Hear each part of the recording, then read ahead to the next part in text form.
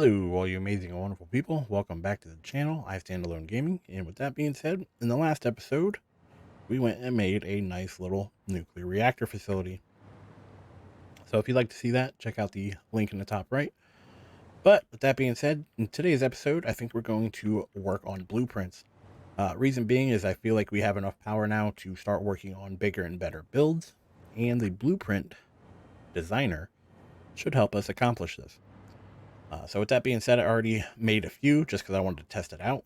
And the first thing I did, if we come down here, take off photo mode and load up blueprints. So I think everybody should have these platforms. Probably going to make one for roads as well. But essentially it gives you 16 pieces of platform here. And it's very nice to have. And one of the reasons I feel like this is better is because when you zoop, you can only do 10 at a time, as you can see. So where it says foundation 1 meter times 10. But if you go ahead and do this foundation blueprint, you can actually do 16 at a time. So as you can see, if you want to count them real quick, it's 4 by 4 or 4 times 4, 16. So if you're doing this and they actually, latch together, or see how it just combines, definitely a lot nicer. So you can go ahead and place down a bunch of these and you could have a factory floor set up in no time. Definitely very nice. Definitely recommend doing one for roads. I will be doing a rehaul of my road system because I'm hoping to get trains up and going pretty soon. So keep an eye out for that. I don't know how long it'll take, but it's in the works. With that being said, we have other blueprints that we want to check out here. One is my easy manufacturer, and I use this actually over in our nuclear reactors. If we look all the way over here, you can see them set up. But the reason I like this is because you can go ahead and, say for example, place this. Don't know why it's sitting right in the center there.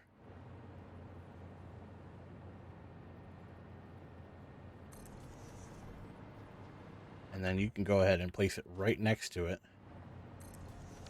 like so. And as you can see, the only thing you'd have to worry about is connecting. Can we select these? Apparently you can't select belts. Anyway, all you have to do is end up connecting these, and you have all of your belts connected. Now you could go ahead and add this as a thing for your blueprint. You can actually just add those extra belts and it'll probably connect for you. However, you'd also have to delete them if it's your last machine. So, but just a few clicks, we have 2 manufacturers set up, and all you have to do is input your resources. So very nice, very nice. Go ahead and delete all this and I'll show you my next blueprint. All right, so the next blueprint I decided to try was constructors. So if we go ahead and look, we have a nice little constructor set up here. You have 4 by 4 constructors. Pretty typical build for constructors. Inputs in the middle, outputs on the outside. And as you can see, everything is facing one direction.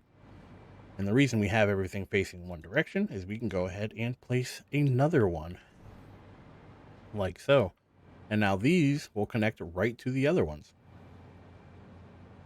As you can see, now you have a 16 constructor setup with 2 clicks of a button.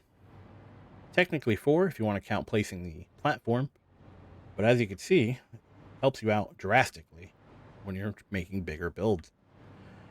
So with that being said, we're going to go ahead and do a small little deep dive into blueprints. We're going to go ahead and see what we can make and see how far we can take the limits. So I'm going to go ahead and delete all this, and we're going to go ahead and check out the blueprint crafter or designer. I'll see you guys in a second. All right, so now that we have that taken care of, one thing I recommend before you get or start using the blueprint designer, I mean, you could use it at any point, and you could probably do so by just placing, let's go for a, I believe it's an organization. you could probably just place a lookout tower right here and work on your build from here. At least before you get the jetpack. My opinion, the jetpack is way better. Few reasons. While you're in the air with the jetpack, you can actually select things from further away. So if you look, we're on the floor, we have to be right up on top of it. But if we're in the air with the hover pack here, not the jetpack, I'm sorry, you can select it from further away. So same thing happens even with the blueprint. So say, for example, we're up here, right? We're not going to be able to select any of our blueprints or schematics or the inputs for the machine. So say, for example, you want to make iron ignits. You wouldn't be able to select iron ignits. You'd have to go all the way down, select iron ignits. Whereas if you have the hover pack, show you an example, right? From here, we can't select it. But if we fly with the hover pack, we can pretty much access it from right here. So, I mean, we're almost level with the lookout tower. But if we're standing on the lookout tower, can't do it. Only while you're hovering can you access it from further away. It's a very useful tool while you're trying to build these things. Not only that, but you got an aerial view of what you're trying to create. So, that being said, we already have manufacturers. We have blueprints for constructors. We have platforms.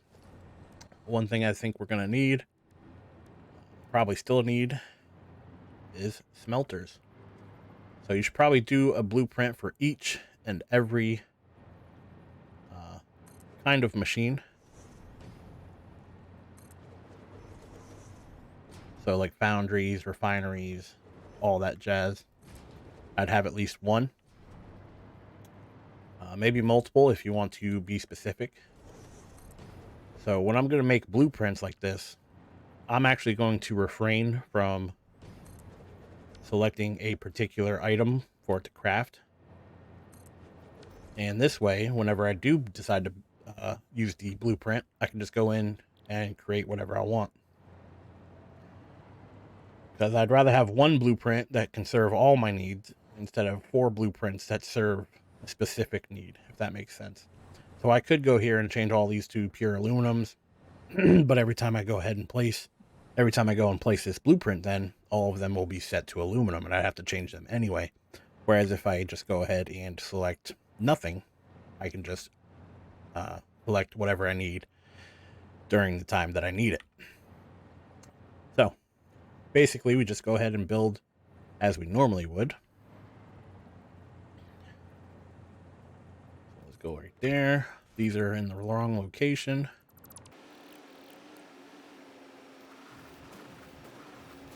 All right, there we go. These go right down the center. Like so. Get our MK5 belts going. Love having all this extra aluminum, but from what I'm seeing, we're going to need a lot more of it to make the cooling systems, the infused modular frames, turbo motors, heat sinks. So we're going to need a lot when it comes to that. Now, at the end here, I always make it come to the end. Reason being is if I do decide to link up another set, I have an input and an output. So for example, say if we have an income here, or iron ore is coming in through here, right? Crafting all these into iron bars. If there's any extra that comes and makes it through here, we can have another line set up and potentially put another blueprint of smelters behind. Or worst case, we can always go ahead and put a resource sink right at the end here. So always like having that option. Or say, for example, you have 16 or 24 or whatever amount of smelters that you have, and you're still getting excess somehow, or you're still getting buildup, you can go ahead and drop a resource sink at the end. especially once you get into later games. These belts have 780 items, so 780, right? But there's 330 pieces in the smelter here, unless you overclock it. So let's go with 780 divided by 30. You're going to need 26 smelters in order to smelt a full line of iron. So, and that's only if you don't overclock anything. But still good to know. Now here at the other side, I'm going to go ahead and do the same thing here. So we're going to go ahead and place these. You know, we should probably bring in these smelters one, actually, now that I'm looking at it. So I'm going to go ahead and do this real quick. We're going to bring the smelters in one piece. And we're going to go ahead and see what we come up with afterwards. So I'll see you guys in a second. Alright, so now that we have that set up, they're a little bit closer. No reason not to, especially in a blueprint. Now we can go ahead and drop down our mergers here. And we're going to do this on both sides. And we're going to go ahead and put in MK5 belt again. Now again, same scenario here. We're going to go ahead and drop these here at the end. Now if you don't need these, you won't ever need to worry about them. You can either delete them or just leave them there. It's a little extra piece of conveyor there. But with that being said, if you go ahead and do this on both sides here, if you go ahead and save this blueprint and use it in the future, you could go ahead and just combine the blueprints together. And this way, there's no extra work. You can have one click to serve your purpose, or 2 clicks if you want to make 2. But with that being said, I can literally build this and build another one right next to it. Give us 16 altogether. And it's just very nice to have. So that is our smelters. We could go ahead and make it look fancy and put in lifts and stuff. Or at the same example here, say for example you want your materials to come down this way, you can always combine them over top of this guy. But I'm not going to go ahead and make that part of the blueprint. So let's go ahead and save this one. You come over here, configure the blueprinter, type in what it is, melter blueprint. Quick little description. Typically I'll put in the number of smelters or whatever item that you are making.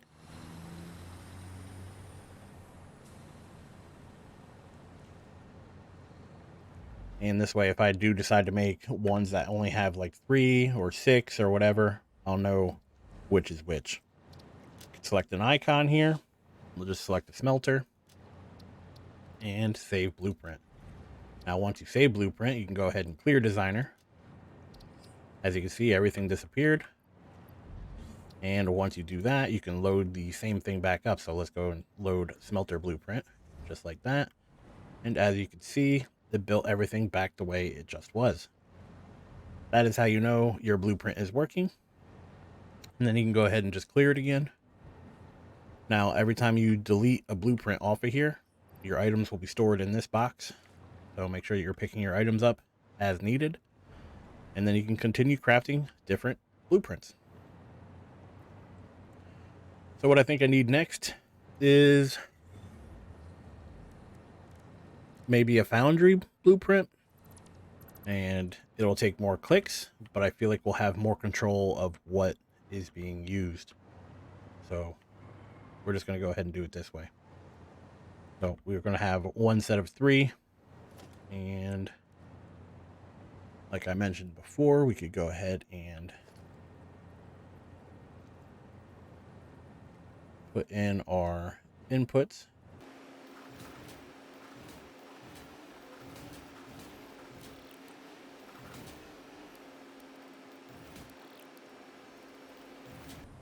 Just like that. Delete these bottom guys. Have this connected here.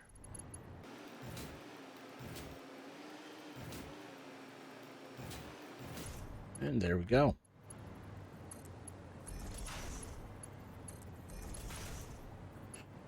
Now, if we really wanted to, like I said, we could go ahead and drop some of these on the other side if needed, but the blueprint only has a certain amount of room. So as unfortunate as that is, I would like to do it this way. Honestly, we could probably just delete conveyor splitters, and then once we rotate, we could probably set up a output for that. But we're just going to go ahead and do one side, like I said. Makes it a little bit easier. You can always drop multiples, so got to keep that in mind as you are building. So typically I like to have everything facing the same direction. So see how these belts are moving this way. I want the outputs to do the same. And this way we can go ahead and put them neck and neck. So, you know, material is going to get fed through this way. And then once they go through the merger is going to also feed them this way. And then at the end of the line, assembly line, you can go ahead and split them up or merge them or do whatever you want to do. It's just easier that way, because if we have all of our inputs going this way and all of our outputs coming this way, it's going to look messy on both this side and that side. So go ahead and craft those. Now again, I would put the outputs here like so. You could put a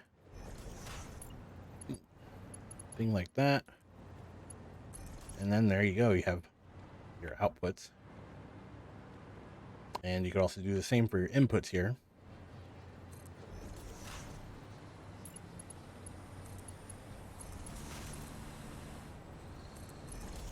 Like so.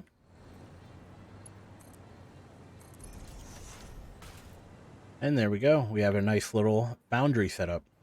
Go ahead and save this. And now we have a 3 foundry setup. Go ahead and find the foundry button. There we go. Save blueprint. Blueprint is saved. Clear designer. Let's go ahead and grab our loot. And you can rinse and repeat this as many times as you like. So definitely a very interesting concept for blueprints. Definitely interesting to learn. And I think we should have at least one setup for each and every one of the producing items. So assemblers, you want packagers, manufacturers, so on and so forth. So assemblers are pretty long. It looks like you only have to do the same thing we did with the foundry, whereas you have to essentially create your opening there. All right, so go ahead to our splitter or merger. We'll drop these down first. We'll go this way. Put on our belts. Like so. Everything's facing one direction. Now, same thing over here as we did with the foundries. You can go ahead and place your splitter about 2 pieces away.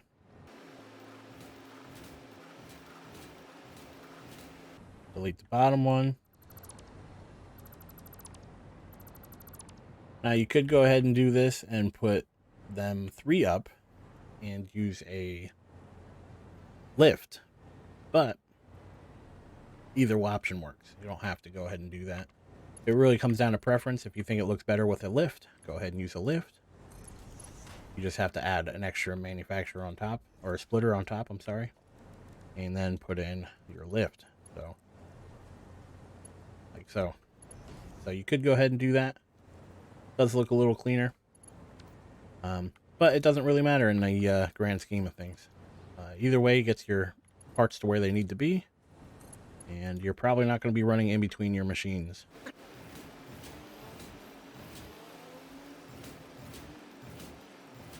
Go. Don't forget the outputs.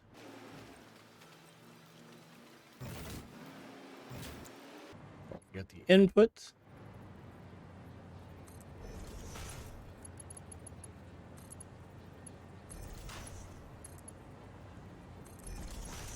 And we have a 3-piece assembler setup.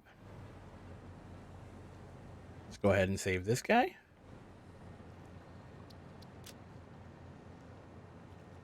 So that is essentially the idea behind the blueprint designer.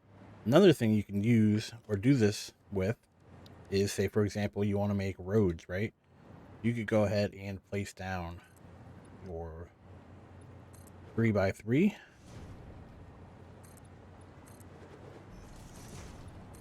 Like so. You could go ahead and transfer this to whatever kind of material you want for your road. And then say, for example, you want to add, I think we need some items to do this. Yeah, we need a color cartridge. So I'm going to go ahead and grab some color cartridges real quick, and I'll show you what I mean by making roads. So, all right, so now that we got some color cartridges, we can go ahead and customize. Head down here, center dotted line, like so. And as you can see, it makes it look like a road. Now you could also go one above that and add in some arrows if wanted. Have arrows somewhere. Here we go. And say, for example, you wanted them going like that. So it's up to you what you want to do there. But I'm personally just going to go ahead and leave it with the dotted line. And then also, if you want to add any kind of, street lights, say, for example, you want to go for, here we go, street light, right? We can just add one of these. You can add a sidewalk. So let's go ahead and add something like this, right? Add this all the way down. Add this all the way down. You can go ahead and put in concrete for that. Concrete for that. Add in maybe like a railing. So let's go ahead and add a railing. Maybe we'll be using this in our future builds. Don't know yet.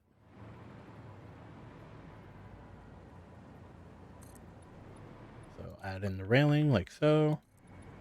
Like so. You could put in either like a road barrier here. Keep the cars out of the sidewalk. Or some people like to put in pillars or painted beams. And the reason they do that is because you can go ahead and do something like this. And then you can actually paint this like a gray color or the tan.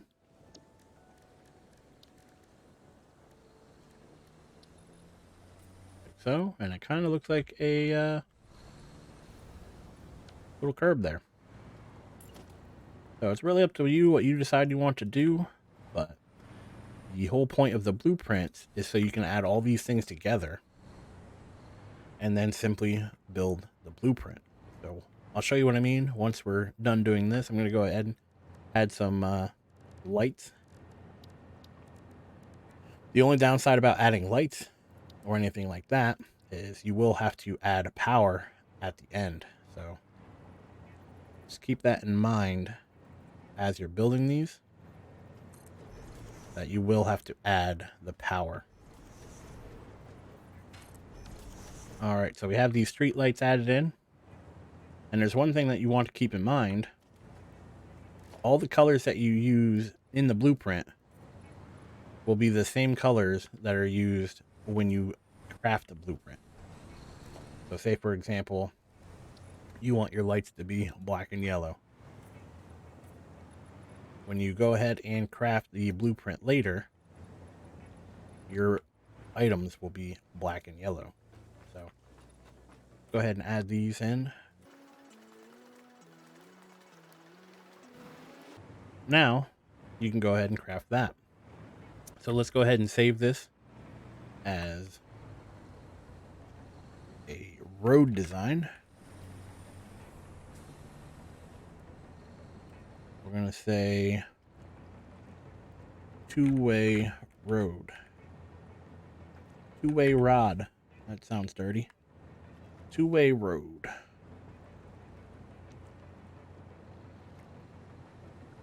All right, so two-direction road design with curbs, sidewalk, and lights. All right. So now that we have this saved, right, we can go ahead and clear this. Go ahead and clear this design. And take our loot. And now we can go all the way up to the top here. Now that we're up top here, let's go ahead and select our blueprint, two-way road design. And what you can do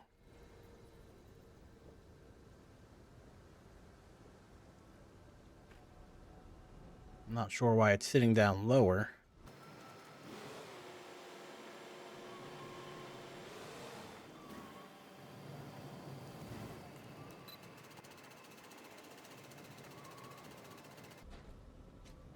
And you can place down your road. And as you can see, you can do this multiple times by selecting your blueprint and just crafting another one. And you can do this all the way down as long as you have the materials to do so.